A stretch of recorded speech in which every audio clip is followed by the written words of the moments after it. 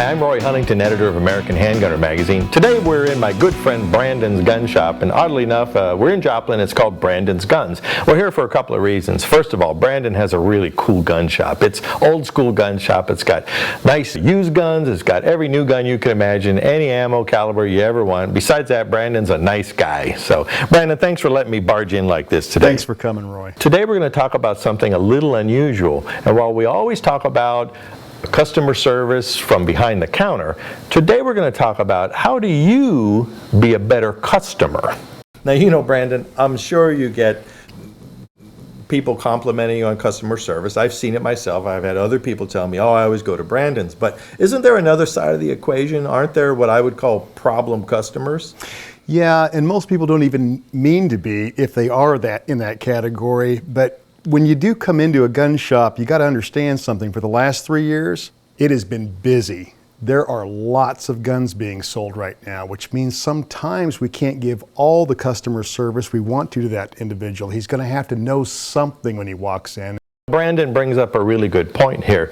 While everybody says there's no dumb questions, and they're pretty close to right on that, if you do come into a gun store, keep in mind that they're in business. They have to be profitable. And if you're going to come in and just waste your time, well, just be honest and say, I'm just here nosing around. But if you have serious questions, get some things sorted out before you come into the store.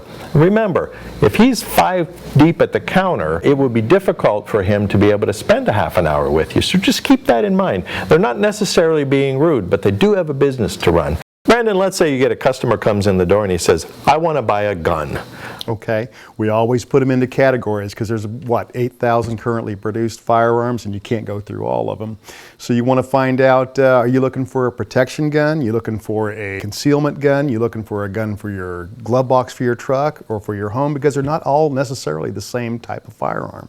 That's another good point then. So when you come to the gun store, sort out what you're looking for before you get in, within reason. And I know you should rely on the gun store to help you, but if you want a personal protection gun, think about that for a minute. Is it something you're going to keep at home? Are you going to carry it on your own body? Will it be something small or something big?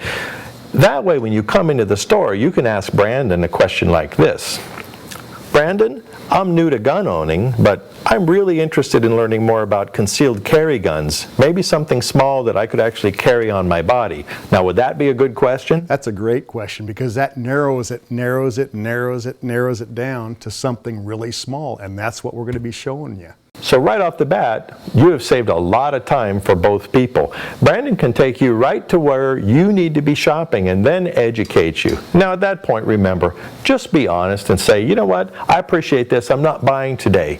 I'm just learning, and I appreciate the 10 minutes you've taken with me here, and I will be back. And that's perfectly fair. And Brandon, that's a fair expectation from him, right? Oh, absolutely.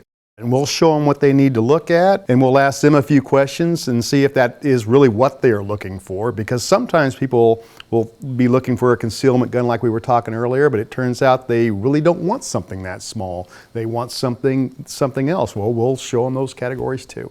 See, that's a very good point. Keeping in mind the fact that you may be inexperienced and you may not know exactly what you want. At least if you start somewhere, the guys behind the counter like Brandon can learn more after asking you questions, and then maybe ultimately find out that rather than a 2-shot Derringer, you're really looking for a 4-inch fixed-sight revolver. And then that's the magic of that interaction. And frankly, it's the magic of you as a customer being reasonable, being patient, and learning to ask good questions.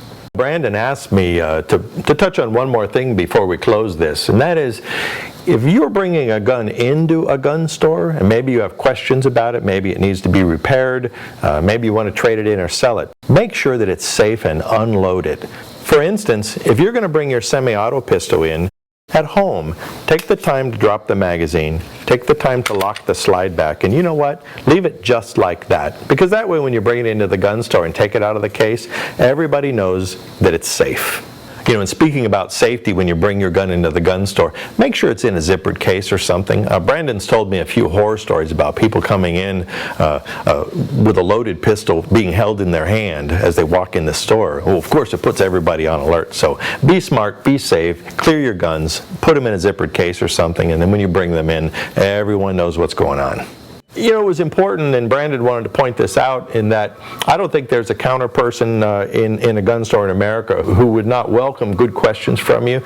And if he has the time, will take the time necessary to help you out. But just keep your expectations reasonable. And if they're really busy, keep that in mind. I'm Roy Huntington, editor of American Handgunner magazine, and thanks for tuning in.